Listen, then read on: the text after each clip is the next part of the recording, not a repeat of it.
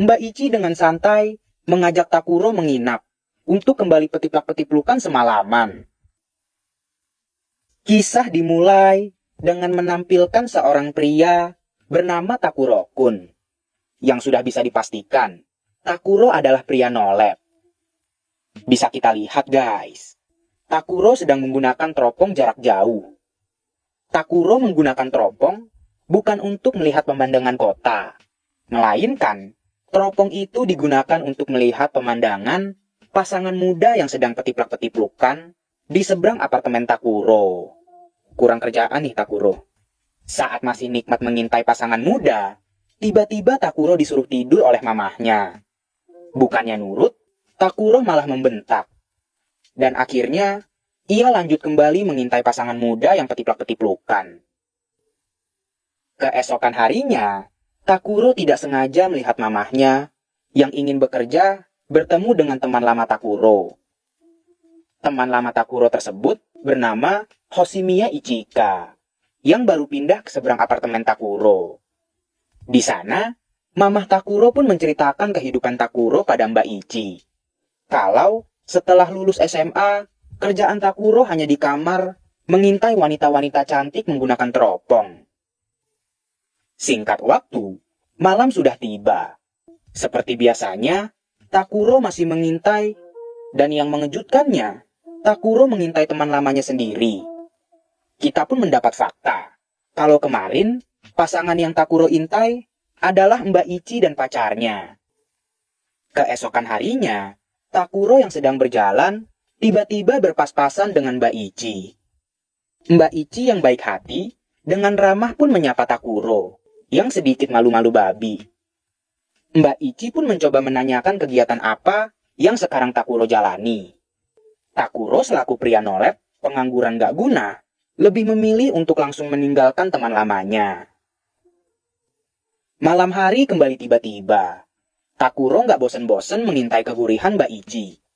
Sayangnya, Mbak Ichi yang lagi teleponan menyadari kalau ia sedang diintai oleh Takuro. Takuro yang melihat itu seketika panik. Esoknya, Takuro kembali bertemu Mbak Ichi. Namun, karena kejadian kemarin, Takuro pun mencoba menghindar. Tapi apalah daya, Mbak Ichi menahan Takuro dan langsung menanyakan, "Kemarin ngintip ya?" Takuro yang takut dilaporin ke polisi, cepat-cepat meninggalkan Mbak Ichi. Kemudian, pada esok hari, Takuro nggak kapok-kapok masih mengintai Mbak Ichi. Terlihat, Mbak Ichi ingin bekerja. Dan bukan hanya itu, di apartemen Mbak Ichi juga ada pacarnya. Singkat waktu, setelah Mbak Ichi pergi, pacar Mbak Ichi juga bergegas pergi. Takuro yang melihat itu pun langsung bergesa-gesa ke suatu tempat.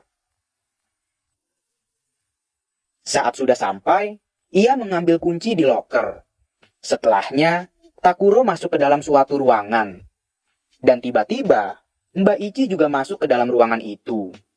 Yang ternyata, itu adalah apartemen milik Mbak Ichi.